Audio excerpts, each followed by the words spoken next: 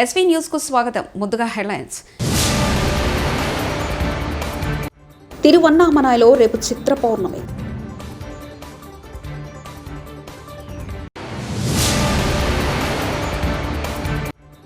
కవిత బెయిల్కు అర్హురాలన్న లాయర్లు, bail ఇవ్వొద్దన్న CBI.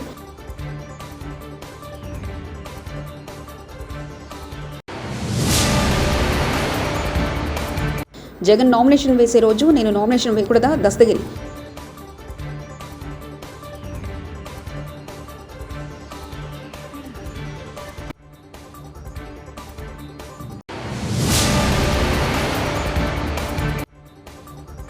Veligonda పూర్తి చేయకుండా ఇన్నాళ్ళు గడుదలు కాశారా? శర్మలా ఫైల్.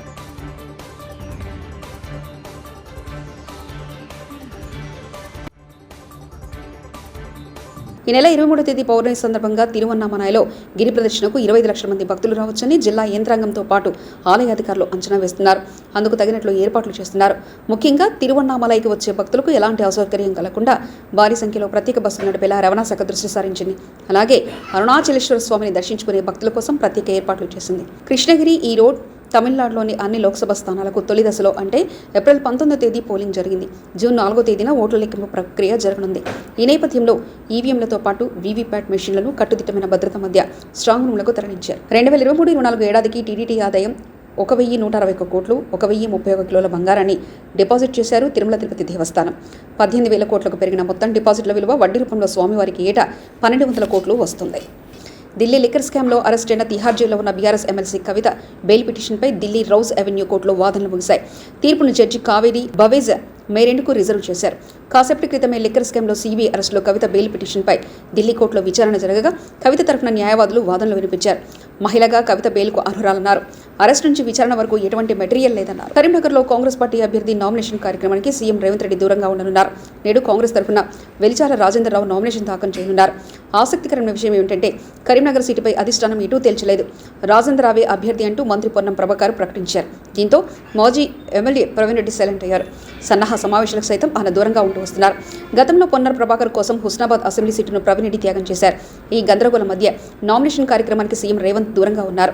ప్రవీణ్ రెడ్డి వైపు అధిష్టానం, వెలిచాల రాజేంద్ర వైపు పొన్నం. మొత్తానికి కరీంనగర్ స్థానం విషయంలో గందరగోళం నెలకొంది. ఆంధ్రప్రదేశ్ 10వ తరగతి పరీక్షా ఫలితాలు కొద్దిసేపటి క్రితం విడుదలయ్యాయి. విజయవాడలో పాఠశాల విద్యాశాఖ కమిషనర్ సురేష్ కుమార్ ఫలితాలను విడుదల చేశారు. ఆ ఫలితాలను అధికారిక వెబ్సైట్ ద్వారా తెలుసుకోవచ్చు. ఏడాది 6 లక్షల మందికి పైగా విద్యార్థులు 10వ తరగతి పరీక్షలు రాశారు. మత ప్రచారం తప్పు కాదు. ఇతర మతాల ప్రార్థనా ప్రదేశాల్లో, తిరుమల లాంటి పవిత్ర ప్రదేశాల్లో మత ప్రచారం చేయడం మాత్రం తప్పు. రాజ్యాంగం మాట స్వేచ్ఛ ఇచ్చింది. ఎవరు దాన్ని తప్పు పట్టడానికి వీల్లేదు. నరసాపురం వారాహి విజయబేరి సభలో జనసేన పార్టీ అధినేత పవన్ కళ్యాణ్ సభలో కూడా చెప్పారు, మత ప్రచారం చేసుకునే స్వేచ్ఛ సంపూర్ణంగా ఉంది. జూలియా రాబర్ట్స్ లాంటి ఒక క్రిస్టియన్ మతంతో పుట్టిన వ్యక్తి హిందూ మతానికి మారినప్పుడు ఇక్కడున్న ఎవరైనా సరే స్వేచ్ఛగా మారడానికి ఎవరికి ఇబ్బంది లేదు. నేను అన్నది ఒక్కటి, తిరుపతిలో తిరుమలలో అన్యమత ప్రచారం మంచిది కాదు. దానికి సంబంధించి మాట్లాడాను తప్ప రాజ్యాంగం అదే చెప్తుంది. ఎవరి మతాల్ని, బాబాసాహెబ్ అంబేద్కర్ గారి స్ఫూర్తి రాజ్యాంగం ఎలా ఉంది అంటే ఎవరి మతాల్ని వారు ప్రచారం చేసుకోవచ్చు. కానీ ఎక్కడ అంటే మస్జిద్కి వెళ్ళి హిందూ ధర్మాన్ని ప్రబోధించకూడదు, చర్చికి వెళ్ళి హిందూ ధర్మాన్ని ప్రబోధించకూడదు, అలాగే హిందూ దేవాలయాలకు వెళ్ళి అన్యమత ప్రచారం చేయకూడదు. అదే నేను అంది. ఇది తప్పైతే నన్ను ఉరిదీసేయండి. అది నేను ఈ విధంగా అయితే నన్ను చంపేసేయండి. నేను మాట్లాడుతుంది నేను కన్వీనియంట్గా మాట్లాడట్లా. రాజ్యాంగం ఏం చెప్పిందో అదే మాట్లాడుతున్నా. అలాగే ఈ విధంగా నేను తప్పు అయితే మీరు నన్ను మనస్ఫూర్తిగా అర్థం చేసుకోండి. నేను మటుకు ప్రచారం ఎప్పుడు తప్పని చెప్పలా. క్రిస్టియన్ ఫాదర్లకి, రెవరెండ్స్కి మనస్ఫూర్తిగా నేను తెలియజేసుకుంటా ఉన్నా. మీరు ఓట్లు ఎవరికైనా వేసుకోండి, అది నాకు ఇబ్బంది లేదు. ఈ మాట మాట్లాడితే ఓట్లు పోతాయి, ఈ మాట మాట్లాడితే ఓట్లు తగ్గుతాయి, నాకు భయం లేదు. I will always stand for right. ఏది సరైందో అదే చేస్తాను. నేను దానికే నిలబడతాను. కులాలకి, మతాలకి, ప్రాంతాలకి అతీతంగా పనిచేసేవాడిని. ఎన్నికల ప్రచారంలో ఏపీసీసీ చీఫ్ వైఎస్ షర్మిల దూకుడు పెంచారు. పలుచోట్ల భారీ బహిరంగ సభలు నిర్వహిస్తూ వైసీపీ ప్రభుత్వ పాలన, ముఖ్యమంత్రి జగన్పై తీవ్రస్థాయిలో విరుచుకుపడుతున్నారు. ఎన్నికల ప్రచారంలో భాగంగా సోమవారం జిల్లాలోని ఎర్రగొండపాలెంలో నిర్వహించిన భారీ బహిరంగ సభలో షర్మిల పాల్గొని ప్రసంగించారు. ఈ సందర్భంగా ఎర్రగొండపాలెం ఎమ్మెల్యేను ఏకి పారేశారు. ఎమ్మెల్యేగా ఉండి బాగా సంపాదించారని, అన్ని దోచేశారంటూ విరుచుకుపడ్డారు. ఈ చెత్తను తీసి ఇంకో చోట వేశారు. అంటే ఈయన చెత్త అని వీళ్ళే ఒప్పుకుంటున్నట్టు కదా. మరి ఎందుకన్నా ఇలాంటి చెత్తకు ఓట్లేశారు? ఏం చేశారు మీకోసం? జగన్మోహన్ రెడ్డి గారికి ఓట్లేస్తే మన రాష్ట్రం బాగుపడుతుంది అనుకున్నాం, అవునా? ఎర్రగొండపాలెం బాగుపడుతుంది అనుకున్నాం, అవునా? ఏమైందన్నా? కనీసం వెలుగొండ ప్రాజెక్టు పూర్తయిందా? రాజశేఖర రెడ్డి గారు వెలుగొండ ప్రాజెక్టును తలపెట్టారు. 4,50,000 ఎకరాలకు నీళ్ళిచ్చే ప్రాజెక్టు, 15 లక్షల మందికి తాగునీరిచ్చే ప్రాజెక్టు. రాజశేఖర రెడ్డి గారు ఆ ప్రాజెక్టును 60% పనులు రాజశేఖర రెడ్డి గారే పూర్తి చేసి వెళ్ళిపోయారు. మన దురదృష్టం వెళ్ళిపోయాడు. రాజశేఖర రెడ్డి గారు బ్రతుకుంటే ఆ ప్రాజెక్టు ఎప్పుడో పూర్తయిపోయేది. తర్వాత చంద్రబాబు గారు ముఖ్యమంత్రి అయ్యారు. జగన్మోహన్ రెడ్డి గారు అప్పుడు ప్రతిపక్ష నాయకుడిగా ఉండి సిగ్గు లేదా చంద్రబాబు గారు ఎందుకు పూర్తి చేయలేకపోతున్నారు? వెలుగొండ ప్రాజెక్టును రాజశేఖర రెడ్డి గారు 60% పూర్తి చేశాడు కదా అని తిట్టిపోశాడు. జగన్మోహన్ రెడ్డి గారు ఇలాగే మైకు పెట్టుకొని నన్ను ముఖ్యమంత్రిని చేయండి, మమ్మల్ని ఆశీర్వదించండి, మేము గెలిచిన 6 నెలల్లో వెలుగొండ ప్రాజెక్టును పూర్తి చేస్తామన్నాడు జగన్మోహన్ రెడ్డి గారు. పూర్తయిందన్నా? జగన్మోహన్ రెడ్డి గారు ముఖ్యమంత్రి ఎన్ని నెలలైంది? ఎన్ని సంవత్సరాలైంది? 5 సంవత్సరాలైంది. పూర్తయిందా? ఈ ఎర్రగొండపాలెంకే 1,50,000 ఎకరాలకు నీళ్ళిచ్చే ప్రాజెక్టు, 2 లక్షల మందికి తాగునీరిచ్చే ప్రాజెక్టు. మరి జగన్మోహన్ రెడ్డి గారు నిజంగానే రాజశేఖర రెడ్డి గారి ఆశయాలు నిలబెట్టేవాడైతే మరి 6 నెలల్లో పూర్తి చేస్తానన్న ప్రాజెక్టు 5 సంవత్సరాలైనా ఈ రోజు వరకు ఎందుకు పూర్తి చేయలేదన్నా? మళ్ళీ వాళ్ళ ఓట్లేయాలనా? మళ్ళీ అలాంటి వాళ్ళని గెలిపించాలనా? 6 నెలల్లో పూర్తి చేస్తానన్నాడన్నా వెలుగొండ ప్రాజెక్టు. కనీసం ఈరోజు మంచినీళ్ళున్నాయా? రోడ్లున్నాయా? బిడ్డలకు ఉద్యోగాలున్నాయా? మరి ఎందుకు వేయాలన్నా వీళ్ళకు ఓట్లు? 6 నెలల్లో పూర్తి చేస్తారన్న వెలుగొండ ప్రాజెక్టు ఒక్క తట్టెడు మట్టి తీసిపోయలేదు, ఒక్క ఇటుక మళ్ళీ పెట్టలేదు. 5 సంవత్సరాలు పూర్తయింది. మరి ఏం చేసినట్టు? 5 సంవత్సరాలు గుడ్డి గుర్రాలకు పళ్ళు దోమారా? గాడిదలు కాసారా? 5 సంవత్సరాలు గడిచేపోయాయే, వెలుగొండ పూర్తవ్వలేదు. కనీసం తాగునీరు లేదు, కనీసం సాగునీరు లేదు, కనీసం వలసలు ఆగేది లేదు. ఎప్పుడన్నా మన ప్రాంతం బాగుపడేది? వీళ్ళ రాజశేఖర రెడ్డి గారి ఆశయాలను నిలబెట్టేది? వీళ్ళు కాదన్నా రాజశేఖర రెడ్డి గారి ఆశయాలను నిలబెట్టేది. రాజశేఖర రెడ్డి గారు రైతుని ఎట్లా చూసుకున్నాడన్నా? రైతుని ఎత్తిన పెట్టుకోలేదా రాజశేఖర రెడ్డి గారు? రుణమాఫీ చేయలేదా రాజశేఖర రెడ్డి గారు? డ్రిప్పులు మీద సబ్సిడీ ఇవ్వలేదా రాజశేఖర రెడ్డి గారు? విత్తనాల మీద సబ్సిడీ ఇవ్వలేదా రాజశేఖర రెడ్డి గారు? యంత్రాల మీద సబ్సిడీ ఇవ్వలేదా రాజశేఖర రెడ్డి గారు? పంట నష్టపోతే పంట నష్టపరిహారం ఇవ్వలేదా రాజశేఖర రెడ్డి? ఆంధ్రప్రదేశ్లో టీడీపీ అధినేత చంద్రబాబుకు తెలియకుండా హత్యలు జరగవని పోసాని కృష్ణమురళి అన్నారు. సీఎం జగన్ను చంపమని చంద్రబాబు మాట ఇస్తే తాను ప్రెస్ మీట్లు కూడా పెట్టానన్నారు. రాయి జగన్ కంటికి తగిలి ఉంటే ఆయన స్పాట్లోనే చనిపోయి ఉండేవారని పోసాని అన్నారు. సీఎం గారు అంటున్నారంట పెళ్ళాం వంటానికి వెళ్ళలేదు.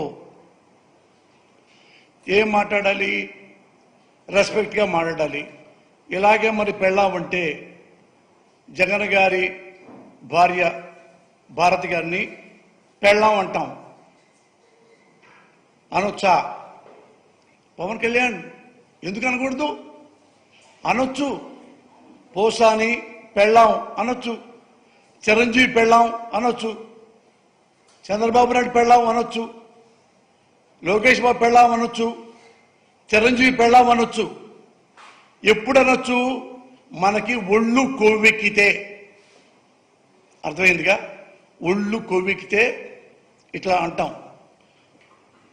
నువ్వు పెళ్ళాం అన్నందుకే ఇంత ఉక్రోషపడిపోయావు, ఇంత కోపడిపోయావు. మరి మీ అమ్మగారిని అమ్మనాబోతులు తిట్టాడే నీ పక్కనే ఉన్నాడు నారా లోకేష్. ఏమన్నావు? ఏం చేశావు? అట్లీస్ట్ చొక్కా పట్టుకున్నావా నారా లోకేష్ని? మా అమ్మని తిడతావరా? ఎన్నో కోట్లు ఖర్చు పెట్టి మా అమ్మని అమ్మనాబోతులు తిట్టించాడని చెప్పి ఊరంతా ఆంధ్రప్రదేశ్ మొత్తం చెప్పాడు ఈ పవన్ కళ్యాణ్. మరి అంత నారా లోకేష్ని మరి ఎందుకు ఏం మాట్లాడలేదు? మిమ్మల్ని అన్నాడుగా చాలా. మరి లోకేష్ అమ్మగారిని నువ్వేమని అంటావా? దమ్ముందా నీకు? వాళ్ళ అమ్మగారి ముఖం చూసే దమ్ముందా నీకు? ఇది మోస్తావు, ఆ పేరు ఎత్తాలన్నా. దీని అంత చీప్ అయిపోయాడా ముఖ్యమంత్రి గారు? పెళ్ళాం అనేది ఆంధ్రదేశంలో 75% పైగా భార్యాభర్తలు, మా ఇంట్లో అయినా మీ ఇంట్లో అయినా ఎవరింటి ఈ పలానా సుబ్బారావు గారి పెళ్ళాం, పలానా రంగారావు గారి పెళ్ళాం అని. అది నిన్న అవమానిస్తానికి సీఎం గారికి అంత నీలాగా దిగజారు లేడు. ఆయన పెళ్ళాం అంటే నీకు చంద్రబాబు గారి ఏమన్నా జగన్మోహన్ రెడ్డి గారు ఆయనకి 4 పెళ్ళాలు లేదు, నాకు 3 పెళ్ళాలు ఉన్నాయి అన్నావు. నీకు 3 పెళ్ళాలు ఉన్నాయా? వివేక హత్య కేసులో సునీతతో తాను చీకటి ఒప్పందం కుదుర్చుకున్నానని అవినాష్ రెడ్డి నిరూపిస్తే జైలుకు వెళ్లడానికి తాను సిద్ధమేనని వివేక కేసులో అప్రూవర్ దస్తగిరి సవాల్ విసిరారు. అవినాష్ రెడ్డి నిరూపించుకోలేకపోతే జైలుకు వెళ్లడానికి ఆయన సిద్ధమా అని ప్రశ్నించారు. వివేక కేసులో హంతకుడు బయట తిరుగుతున్నాడని జగన్మోహన్ రెడ్డి మాట్లాడారని దస్తగిరి తప్పుపట్టారు. హత్య చేయించిందెవరో జగన్, అవినాష్ రెడ్డి, భాస్కర్ రెడ్డి, శివశంకర్లకు తెలియదా అని ప్రశ్నించారు. ఈ నెల 25న నామినేషన్ వేస్తుండటంతో తాము నామినేషన్ వేయడం కుదరదని అధికారులు చెప్పడంపై ఆయన మండిపడ్డారు. హత్య గురించి కేసు గురించి మాట్లాడడం జరుగుతోంది. ఆ రోజు హంతకుడు బయట తిరుగుతూ ఉన్నాడు, ఆ రోజు హంతకుడు బహిరంగంగా చెప్తా ఉన్నాడని చెప్పి జగన్మోహన్ రెడ్డి నిస్సిగ్గుగా మాట్లాడడం జరిగింది. అయితే దాన్ని పూర్తిగా ఖండిస్తూ ఉండా. జగన్మోహన్ రెడ్డికి ఆయన పక్కలోనే ఉన్న అవినాష్ రెడ్డి గారి హత్య కేసులో భాగస్థులైన జగన్మోహన్ రెడ్డి కావచ్చు, అవినాష్ రెడ్డి కావచ్చు, బాసిరెడ్డి కావచ్చు, శివశంకర్ రెడ్డి కావచ్చు, వీళ్ళందరూ కూడా భాగస్థులే. ఆ విషయం జగన్మోహన్ రెడ్డికి కూడా తెలుసు. ఎవరు హత్య చేయించినారో, ఎవరు చెప్తే ఎవరు చేసినారో అనేది ఆంధ్రప్రదేశ్ రాష్ట్ర ప్రజలందరికీ కూడా తెలుసు. పులివెందులలో జేబీఎం భరత్ పట్టి ఆఫీసును జగన్మోహన్ రెడ్డి ఇంటి పక్కన నిర్మించడం జరిగింది. అయితే కూడా ఈ ఆఫీసును తొలగించాలని చెప్పి పూర్తి స్థాయిలో అధికారులు అయితేనేమి, పోలీసు వ్యవస్థలను అయితేనేమి పూర్తిగా ప్రెజర్ చేస్తూ ఉన్నారు. అయితే దానికి పర్మిషన్ తీసుకోవాలా కదా అని చెప్పి వాళ్ళు ఒక అడ్డుకట్ట వేయడం జరిగింది. దానికి కూడా నేను పర్మిషన్ కోసం శతవిధాలుగా ప్రయత్నించినా నాకు పర్మిషన్ ఇవ్వకుండా చేసినారు. కానీ జగన్మోహన్ రెడ్డి 24-25 తేదీ వస్తున్నాడని చెప్పి ఇక్కడ ఈ జగన్మోహన్ రెడ్డి ఇంటి పక్కలో జేబీఎం భారత్ పార్టీ ఆఫీస్ బోర్డులు కనపరాకూడదు, బయట అవి కనిపిస్తే ఇబ్బంది అవుతాయని చెప్పి సచివాలయం నుంచి ఒక 2 వ్యక్తులు వచ్చి చెప్పడం జరిగింది. జేబీఎం భారత్ పార్టీ ఆఫీసును ఎటువంటి పరిస్థితిలో తొలగించేది లేదు, బోర్డులు కూడా తీయము, మీరు ఏం చేసుకుంటారో చేసుకోండి అని చెప్పి చెప్పడం కూడా జరిగింది. 25వ తారీఖు నేను నామినేషన్ వేస్తానా అని చెప్పి తెలుసుకొని అంతకుముందే పోలీస్ వ్యవస్థలను కూడా కీలుబొమ్మలు చేసి ఆడుకుంటున్న ఈ జగన్మోహన్ రెడ్డి 25వ తేదీ నువ్వు నామినేషన్ వేయకూడదు, ఆ రోజు జగన్మోహన్ రెడ్డి వస్తున్నాడు, ఆ రోజు నన్ను నామినేషన్ వేయకూడదు, 23rd 22nd వేసుకోమంటున్నాడు, 23వ తారీఖు 24వ తారీఖు. అంటే ఎందుకు 25వ తారీఖు జగన్మోహన్ రెడ్డి అనే అతనికి ఒక్కనికేనా అర్హత ఉండేది? ఈసీ అధికారులు ఏమైనా ఆంక్షలు పెట్టినారా? పెట్టలే. కానీ ఈ రోజు ఎందుకు ఆ విధంగా పోలీస్ వ్యవస్థ వ్యవహరిస్తుంది అనేది అర్థం కాని పరిస్థితి.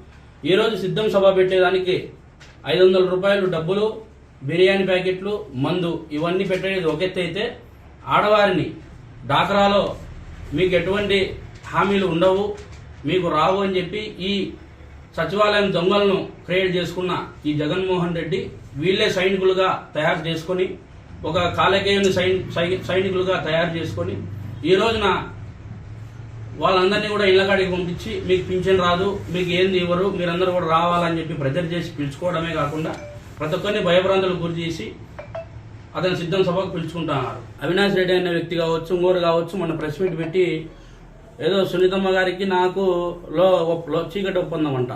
ఆ చీకటి ఒప్పందం ఈ రోజున బయట పెట్టినా కూడా, ఈ రోజున అవినాష్ రెడ్డికి నేను సవాల్ విసురుతాండా, ఈ రోజున బయట పెట్టినా కూడా నేను జైలు వేయడానికి సిద్ధం.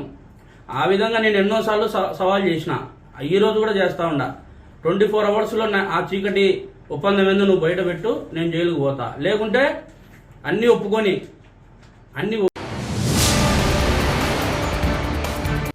తిరువన్నామలైలో రేపు చిత్ర పౌర్ణమి.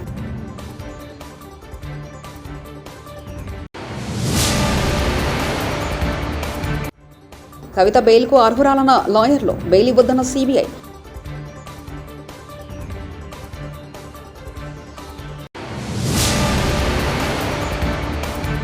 జగన్ నామినేషన్ వేసే రోజు నేను నామినేషన్ వేయకూడదా? దస్తగిరి.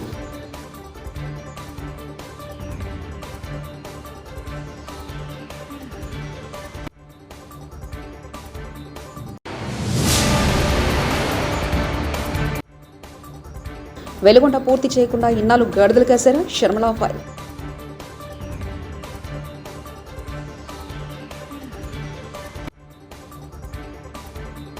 ఇవి బులెటిన్ విశేషాలు. చూస్తూనే ఉండండి ఎస్వీ న్యూస్.